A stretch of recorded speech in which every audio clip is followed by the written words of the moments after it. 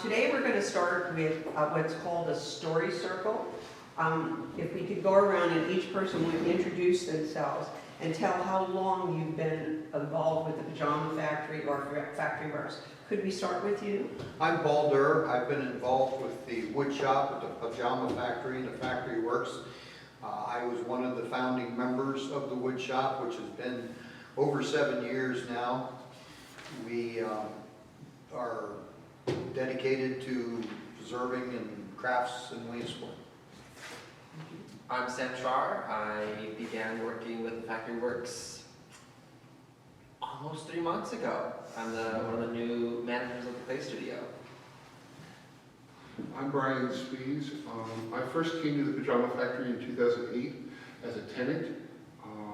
I returned to the Pajama Factory in 2012, and I became involved with Factory Works in 2016, I believe? Yeah, 2016. First as assistant director of the Factory Works Gallery, and eventually director of the gallery and director of the Factory Works Photo Lab. Dave Stabley. I'd say 2013 probably. We got the Clay Studio up and running again. Actually, we speak for my wife too, Deb Stabley. We brought our studio, because we moved up to Williamsport, so we brought our studio here. Basically got the Clay Studio going, so say 2013. My name's George Bishop. Probably been hanging around the Pajama Factory since 2013, and then was asked to be on the board of Factory Works in around 2015, I'll say. So I've been a board member of Factory Works ever since. Thank you. Could we start out, the first task in the group storytelling is to do about a 2-minute response per person to the questions are, oops, is this the second one? Yes. My name is, and the reason I love the Pajama Factory or Factory Works, and this is important to me because you also have them on a piece of paper in front of you if you need them or it's too far away to read. And could we start again with you, Paul? Is that Sure. okay? My name is Paul Durr. One of the reasons I love the Pajama Factory is the fact that we have a first-class wood shop here, which is something that I do not have at home. I could never afford to have at home.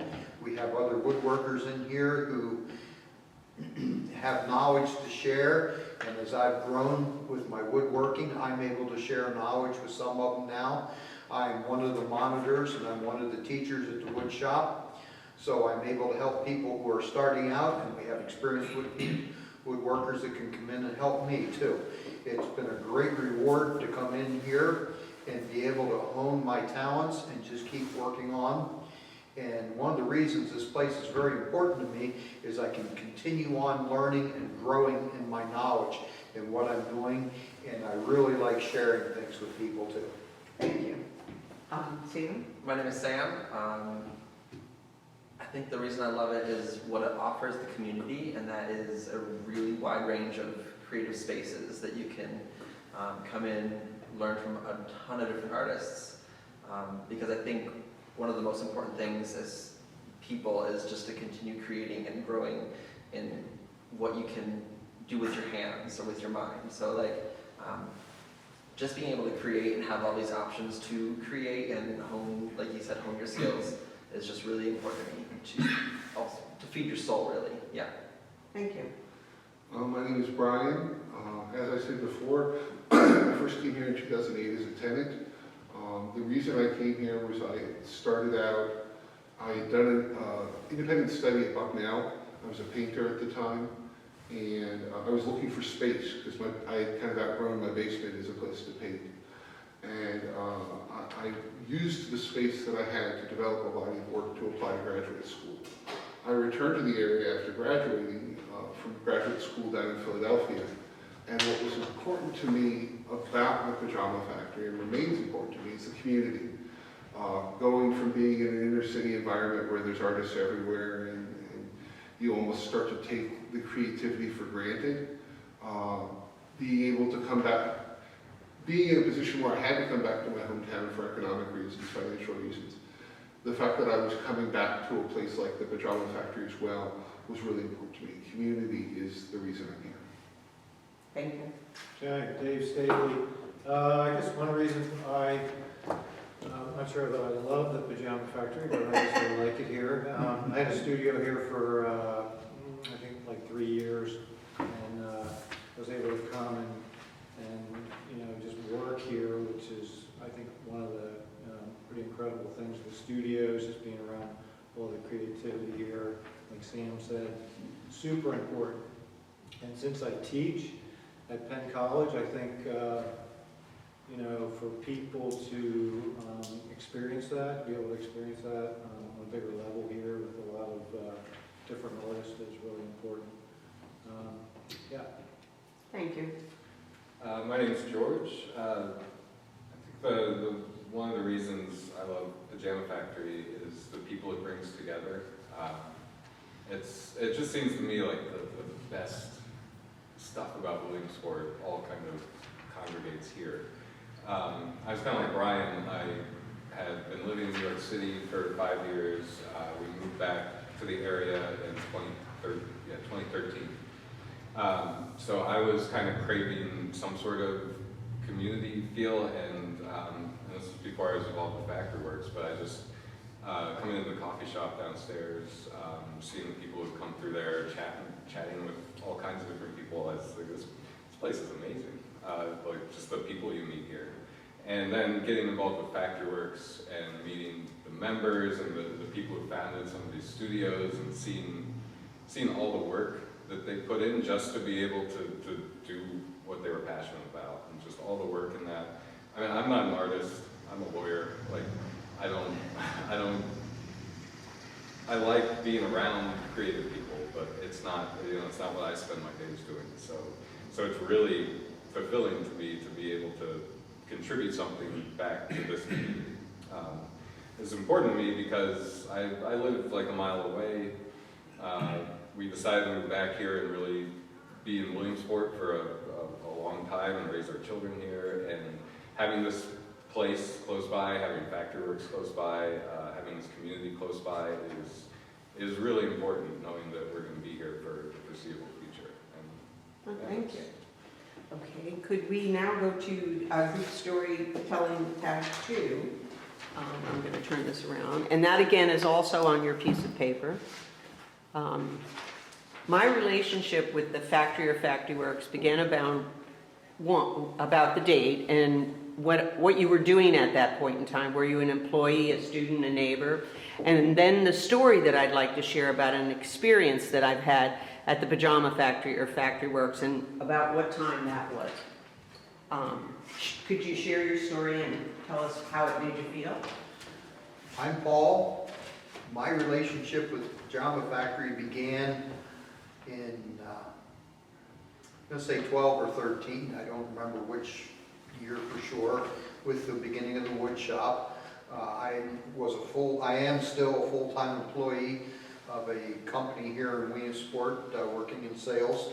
I'm going to retire before too long, and this has given me a real nice future for retirement, given me a place to come that I can play and just enjoy myself and meet a lot of really cool people and get a lot of neat ideas. Is there like a specific experience that has happened here that's really memorable for you? I think one of the experiences in general that's happened to me is what we were saying earlier, some of the people that I've met. Mm-hmm. I've met some of my best friends I have at this place. I've been able to appreciate what they have in their history, and we have one of our members created a veterans program for the wood shop. I absolutely love that program. I get to talk to veterans and hear what they did in the military service and firsthand thank them for their service. Mm-hmm. I've met people like Brian and Dave and everybody else and seen their work, and it's fueled me for giving me ideas to be more creative what I do. I have made some pieces already and donated them for nonprofit, for silent auctions, and I have been referred to as an artist. Never had that happen to me in my life, and I gotta say, what, me?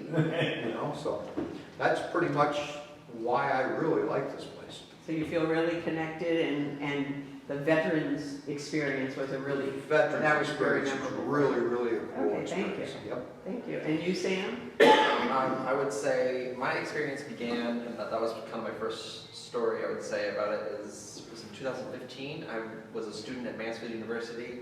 I came down for a colleague's photography show, and it was at night, but while it was at night, there was so many studios open, people were there, people were creating, and it didn't feel like a building just with people in it. It felt more like almost like a machine or a living being of different workings, different mechanisms, things going on that just felt kind of electric or alive, that was very alluring. So I think that's why I came back a few years later to take over the Clay Studio, because it just felt, I don't want to say homey, but it just felt like a draw to it, like there was something really special, something super cool that allowed me to pursue my future in clay. So it was, I guess, just the creativity was almost tangible.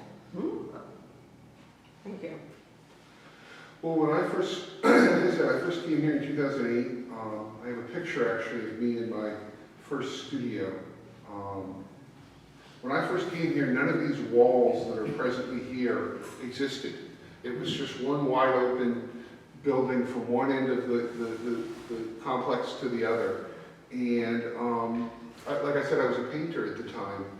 And I had a little red wagon. I wanted to bring it in, but it's a little big to bring in and sit on the table. But I had a little red wagon that I had 2 big 5-gallon jugs of water that I would, I'd take it from one end of the building all the way to the other end of the building, because the only place on the second floor that had running water was in what is now the Clear Story, our event space. And then I'd reel it back to my little corner of the one floor and paint all day. And then at the end, reel it back and dump the water. And it was an amazing experience, because I just kind of got to experiment and play and have fun. And I've seen this complex, both the Pajama Factory and ultimately Factory Works, grow and change and shift and become what it is. I did demolition on the side of the building where the Clay Studio is. It's been amazing to see the growth of what this building has become and will continue to become.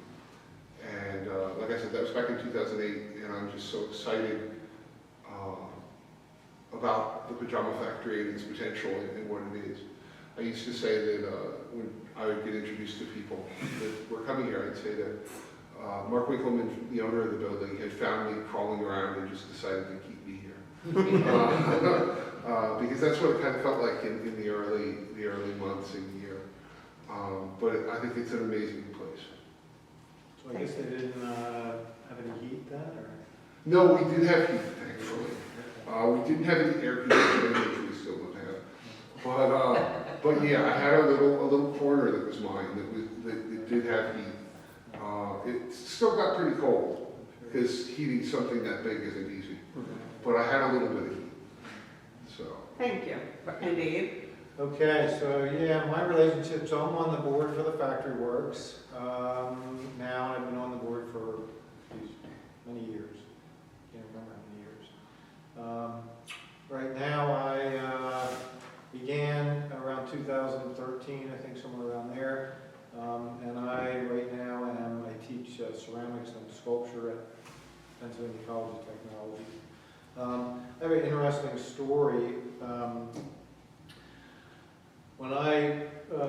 Before we moved up here, we used to live around Bloomsburg. Before we moved this Clay Studio and everything up here, I taught, and I would drive up, an hour from Bloomsburg, outside of Bloomsburg, so it was an hour up, an hour back. So I did that for, a couple of years.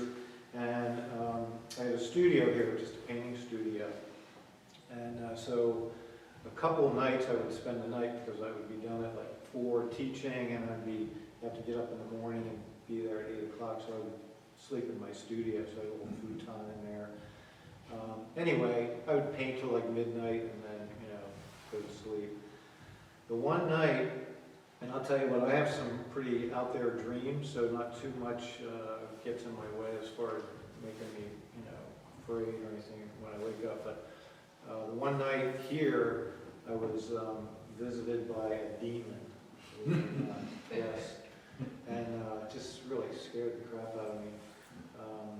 Anyway, and the one guy that used to I think I was probably the only person in the whole building, except for this one guy, and he would, like 2 in the morning, he'd walk by and he'd drag his foot, as he walked by, and it was pretty eerie. But that night, or one of those nights, I was visited by this demon and tried to strangle me, and pretty incredible. So anyway, my one colleague is very religious and gave me some juice to spread around in the studio, so that next, Tuesday or Wednesday night, I spread it around, but never came back to. So you're not sure if it worked or not? I came back and finished the job. It may have. That's my story for. Well, thank you, David. And George? Yeah, so I moved back to the area in 2013, and I started coming to the Pajama Factory because I knew Eric Guthrie, who runs the White Knight Game Shop. I knew him from way back in high school. I used to play with Magic and games with him before he owned the store. There was another store in town. There was a whole community of gamer guys, and we would get together. And I kind of heard that he had this store open, and I didn't even know what the Pajama Factory was. I just found the address and wandered in, and kind of met up with some people I hadn't seen for like 15 or 20 years through his store. So I'd stop by every now and again, and then I saw that was right around when Todd's Way Cool Beans opened up as well. And I thought it was great, to have a coffee shop that was open on Sunday, because Alabaster downtown wasn't, so I started going there, had some free time on Sundays. And then I just go there quite a bit for lunch, because I work at the old park home on 4th and Campbell. So I walk down for lunch and get a coffee, take walks. When my younger son was born, the only way he would take a nap was if he was strapped to either me or my wife. And it was in winter. He was born in November, so I strap him to me and put a coat over him and walk from my house over here and warm up, get a coffee, and then walk back. And that was like a nice 45-minute nap for him. And Todd didn't even believe that I had a child. It was just this kind of ball. I had to show it to him one day. So that's how I started at the Pajama Factory. And then after, I think it was around 2015, I had known Barb Andreessen, who was very involved with Factory Works, but not anymore. I kept bumping into her at the coffee shop.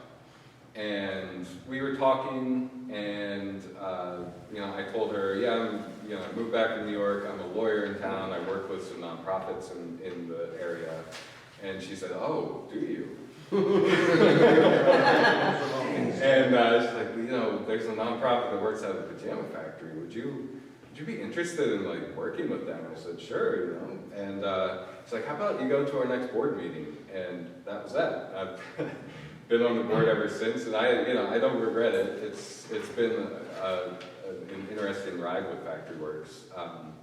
But like I said, I'm very, very happy to be able to contribute something to this organization and be a part of the community in some way, as a non-artist, but still be able to give something to this, because I just love it here. And the memory of the Pajama Factory, I remember going to one of the winter markets really early on. It was probably within the first year that we moved back to the area, and I was having some trouble adjusting to Williamsport after being in New York City for 5 years. And I remember going through the winter market and walking through all the studios upstairs here. And I was like, okay, all right, I can do Williamsport, I think. I like this place. There's stuff happening here. It seems like it was a very welcoming place for you. It was, yeah. It just, it was something that I was missing, and I got it here. I just got, like, I didn't know anybody at the time here, you know, just like the vibe, like Sam was saying, like just the feel of the place. Like, all right, if Williamsport can do this, like I can do Williamsport. Oh, well, thank you. Thank you all. We have one last assignment, which, again, it's at the bottom of your sheet.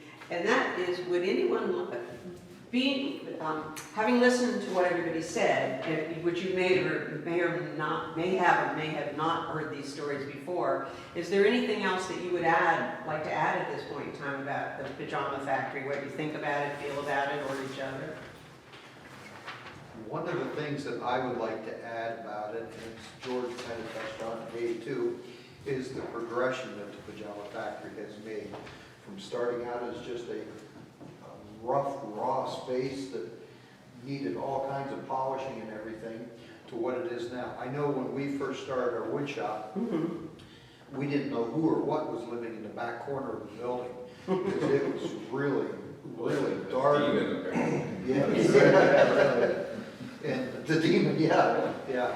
And just the progression it's made and how it's moved forward, the remodeling that's been up in here, the growth of the clay shop, the photo shop, the fact that the board members now are just looking to the future. So you feel like you're part of building I something? feel like I'm part of a community here, Yeah. Yep. Yeah, a little thing I'd like to share is, like I said, when I came here in 2008, I was a tenant, and the first all-tenant meeting we just had our holiday party for the tenants here at the Pajama Factory a couple weeks ago, and they had to expand the room where they usually have it, there were so many of us. The first all-tenant meeting we had was up in the offices of Equinox. It was myself, Robbie from Equinox, Mark Winkleman, the owner, and at that point, tenant manager. And I think there might have been one other person, I'm not certain. So seeing it go from a group of like 4 or 5 people sitting around trying to figure out like practical things like how is Mark going to bill utilities? We each have our own meter in our studios, and how practical would that be? To now, it's this thriving, amazing community, I think is really, really cool. So watching the growth and being part of the growth. Yeah, absolutely. Okay.